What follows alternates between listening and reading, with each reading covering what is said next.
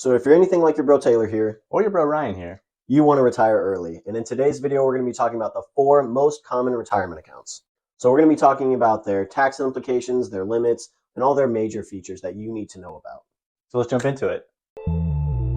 Stop wasting money on that dumb shit and instead put it in investment. I know it's tempting. You'll spend it and be broke again. So starting out with probably the most common everybody's heard of is a traditional 401k.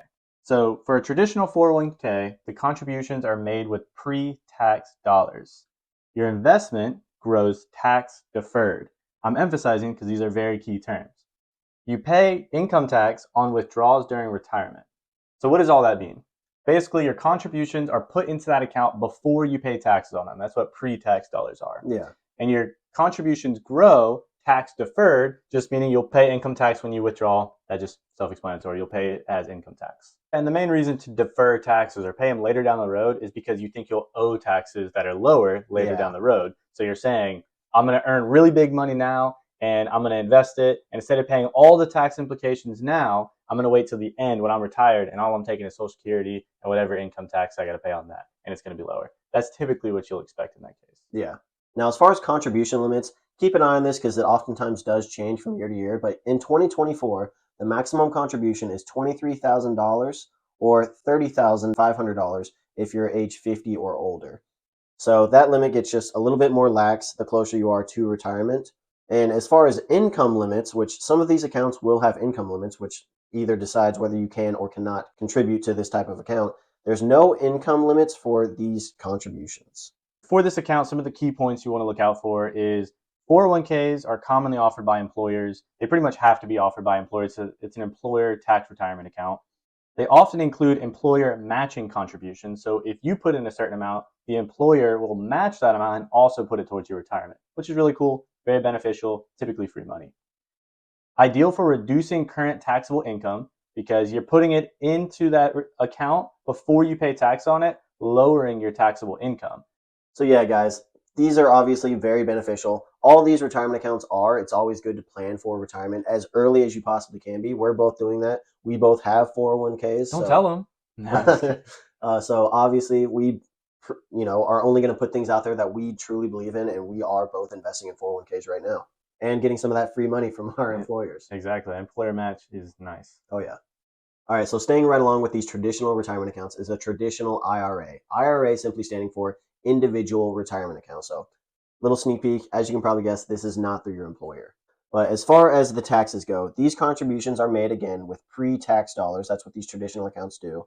Your earnings again grow tax deferred, and you'll pay income taxes upon withdrawal during retirement.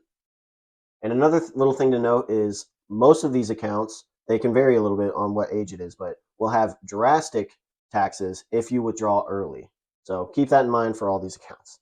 So looking at the contribution limits for 2024, the max contribution limit is $7,000 or $8,000 if you're age 50 or older. There is also no income limit for contributions, which is awesome. And as far as the key points, they're available to individuals, like I said at the beginning, and they offer a wide range of investment choices. This is where you kind of get to make some decisions for your own, whether it's stocks, index funds, all that. That's a completely different conversation, but you do have control over this. And it's very useful for tax diversification. So oftentimes people get confused with all these accounts, but one way to make it a little bit easier is to look at that first word. So the first two we've mentioned so far is traditional. You're putting in pre-tax dollars. You'll pay income tax when you withdraw. When we get to the next two, you'll see that first word changes, as do the tax implications. So jumping into that third option that gets all mixed into it is a Roth 401k. So when you hear 401k, that's typically going to be tied to your employer, but now there's a different word in front, Roth. Roth just means after tax dollars. So at this point, your employer's paid you, you've had the taxes taken out from income or state and federal taxes, Medicare, all of that, and now the money you have left over, you can say, I want to take those leftover dollars, your after tax dollars, I want to put them into an investment account. So now you are investing after tax dollars, then your investments grow tax-free. That is music to our ears. Yeah. We're retiring and nobody's going to take those earnings from us. And as far as contribution limits for 2024, the max contribution is $23,000 or $30,500 if you're age 50 or older. Same as the 401k from the traditional sense. And as far as income limits, there are no income limits for these contributions as well. Some of the key points for this account, This is also an employer-sponsored plan. Again, the 401k word. And then it's ideal for tax-free growth. You put after-tax dollars in there, all the money you earn is tax-free. Absolutely incredible. I'll keep saying that. I love that word, tax-free. All right, and the final account we're going to go through on this list is a Roth IRA. Like we've kind of been saying along this video, IRA is an individual retirement account, so it's not through your employer, and Roth means that the investment is made with post-tax dollars. So you've already been taxed. That means you're not going to get taxed in retirement. So looking at the contribution limits for 2024, the maximum contribution for a Roth IRA is $7,000, unless you're age 50 or older and they allow you to put in $8,000 as the limit. This one does have an income limit. Most people won't have to worry about this. Yeah. Most people aren't making $250,000 a year, so you don't have to worry about that. But if you do get to that and it gets a little bit more in the weeds, you can do partial contributions, where basically it lets you put in the max and then it slowly lets you put in less and less, then you can't put in any. And we kind of already hit the key points, but again, individual retirement account, wide investment options, valuable for tax-free withdrawals. Now, again, the big difference here is the income and contribution limits. That's kind of the limiting factor here, because Roth IRA is kind of a sweet deal, honestly. Yeah. So they're not going to be like, oh, everyone can do it. You know, if you're making tons of money, sure, you can also do this. But, you know, for a lot of people that are just starting out, this is honestly a great way to go. Both of us have opened up a Roth IRA. We'll go ahead and put that out there. So, again, we're preaching what we actually truly believe in and are practicing ourselves.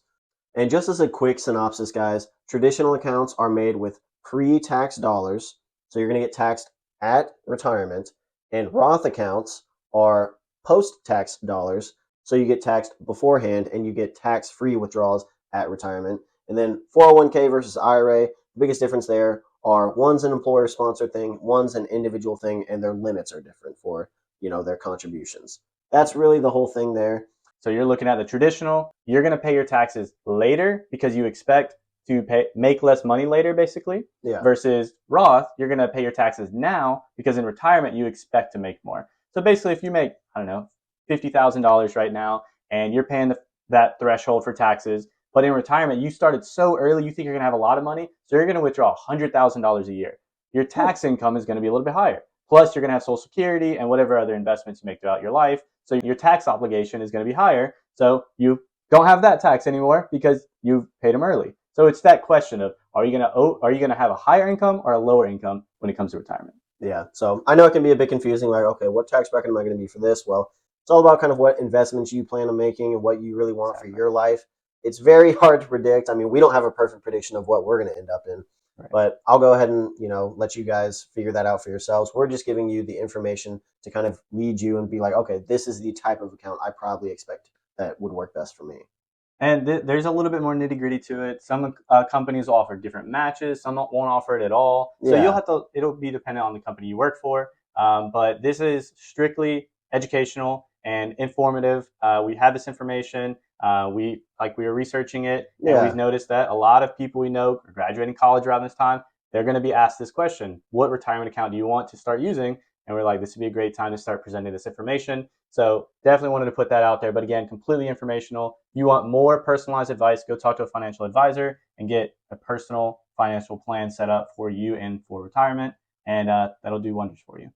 So we appreciate you guys tuning in. There are other little ways you can start investing for retirement and everything. So if you want us to go over that, we definitely can. Some of it's been covered in our previous video, so go check those out. But if you like this video, be sure to like, subscribe, share with a friend. We always appreciate it. And of course, if you have any comments or questions, please leave it down below. We'll be sure to answer them. And we'll see you in the next one.